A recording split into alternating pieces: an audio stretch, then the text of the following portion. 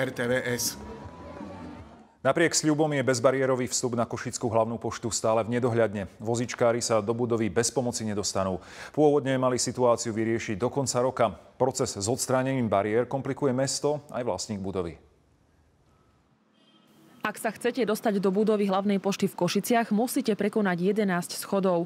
Tie sú problémom predovšetkým pre ľudí s telesným postihnutím, ale aj pre starších ľudí či mamičky s kočíkmi. Pošta problém doteraz riešila tak, že pracovníčka vyšla za vozičkárom priamo na ulicu. Je to diskriminujúce, hovorím nielen za seba, ale aj za ostatných, že musí sa to urýchlene riešiť. Pošta sa rozhodla situáciu riešiť po takmer 20 rokoch, keďže budova, v ktorej sídli je kultúrnou pamiatkou, na spôsobe odstránenia bariér sa musela dohodnúť aj s krajskými pamiatkármi. Proces realizácie preskleného výťahu sme začali administratívne zabezpečovať ešte koncom roka 2015.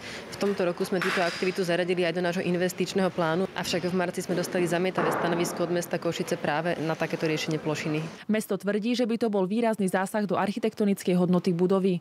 Preto my presadzujeme skôr kompromis vybudovania výťahu v dvorovej časti tohto objektu. Z hľadiska dodržania bezpečnostnej politiky Slovak Telekomu vnímame ako rizikové zriaďovať verejný vstup do dvorovej časti, kde sa napríklad nachádza telekomunikačná ústredňa a iné technológie stále funkčné. Je to o tom, že u nás na Slovensku sa hľadajú nie spôsoby, ako problémy riešiť, ale dôvody, prečo sa to nedá riešiť. Verejná ochrankyňa práv situáciu riešiť nemôže, lebo pošta je mimo jej kompetencií. Na potrebu urýchlene riešiť situáciu upozorňuje aj Slovenské národné stredisko pre ľudské práva. Na základe nášho upozornenia sa situáciou začala zaoberať aj komisárka pre osoby so zdravotným postihnutím. Lenka Bodová, RTVS. Hradisko v Bojnej ponúka